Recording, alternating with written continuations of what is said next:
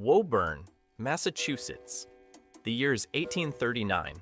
A man wearing rubber clothes from head to toe stands in a general store.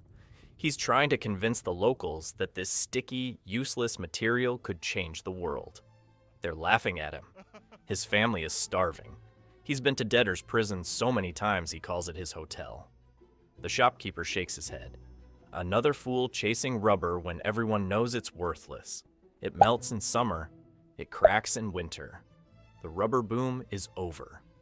Charles Goodyear gestures frantically, frustrated. The piece of rubber in his hand flies loose. It lands on the hot pot-bellied stove in the center of the room. He rushes to scrape it off, apologizing. But when he touches it, something is different. It hasn't melted. It's tough, flexible, strong. 5 years of poverty and failure and ridicule. And the answer was right here, in an accident. Everyone in the store is still laughing. They don't understand what just happened. But Goodyear does. This changes everything. Let's back up, because to understand why this matters, we need to talk about rubber fever. In the early 1830s, America went absolutely mad for rubber. This waterproof, elastic material from South American trees seemed like the future. Dozens of companies sprang up manufacturing rubber products. Shoes, coats, bags, life preservers. Investors poured millions into rubber factories. And then came the summer of 1834. The heat wave hit. Warehouses full of rubber goods melted into reeking, worthless paste. Shoes fused together. Coats turned to sticky goo. Entire shipments had to be thrown away. Winter was just as bad. The rubber cracked like glass in the cold. By 1835, the rubber boom was over. Every company went bankrupt. Everyone agreed rubber was finished in America. Too unreliable. A failed material. Everyone gave up. Everyone except one man who had nothing left to lose. Charles Goodyear was born in 1800 in Connecticut. He worked in his father's hardware business and seemed destined for a comfortable life. Then, in 1830, both he and his father went bankrupt. Charles refused legal bankruptcy because it would mean surrendering his rights to several inventions. So instead, he went to debtor's prison. That's where the obsession began. Charles started conducting experiments on rubber in his prison cell. Guards thought he was insane. When he was released, he turned his home into a laboratory. His wife Clarissa's kitchen became a rubber workshop. Pots that should have been cooking food were filled with rubber compounds. Clarissa never complained, not once. She stood by him through everything, through 6 children dying, through constant hunger, through humiliation and poverty. Charles tried everything. He mixed rubber with magnesia, turpentine, quicklime, acids. He heated it, cooled it, kneaded it by hand until his fingers were raw. He had one early success. Treating rubber with nitric acid made it smooth and non-sticky. He got a contract to make rubber mailbags for the U.S. Post Office. Finally, his family would be saved. Then summer came. The mailbags melted. The contract was canceled. Back to nothing. But he didn't stop. He kept experimenting. He sold the family furniture to buy chemicals. He sold his children's school books. He wore rubber clothes because he couldn't afford anything else. People crossed the street to avoid him, the crazy rubber man. In 1838, Charles met Nathaniel Hayward, who discovered that mixing rubber with sulfur reduced the stickiness. Charles bought Hayward's small factory and kept experimenting with sulfur. Better, but still not enough. The rubber still melted in heat and cracked in cold. And then came that day in the general store. The accidental drop onto the hot stove. But here's the thing. It wasn't really an accident. Charles had been working with sulfur and rubber for months. He'd been heating it, testing it.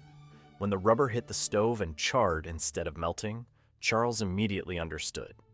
Heat. The key was heat. Not just mixing rubber with sulfur, but heating that mixture to a specific temperature.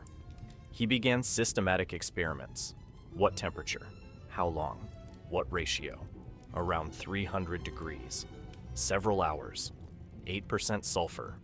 When you treat rubber this way, the sulfur creates chemical cross-links between rubber molecules. The structure locks in place. The rubber becomes stable. It won't melt in heat. It won't crack in cold. It stays flexible and strong. Charles called it vulcanization, after Vulcan, the Roman god of fire. After 5 years, he'd solved the puzzle. You'd think this is where his life turned around. But this is the real world. Nobody believed him. Again. He'd claimed to solve the rubber problem before. That had failed. It took years to get a patent, years of fighting manufacturers who stole his process, years of lawsuits that consumed every dollar he earned. In 1852, he won a major case. His patent was upheld, but the legal fees cost more than the royalties.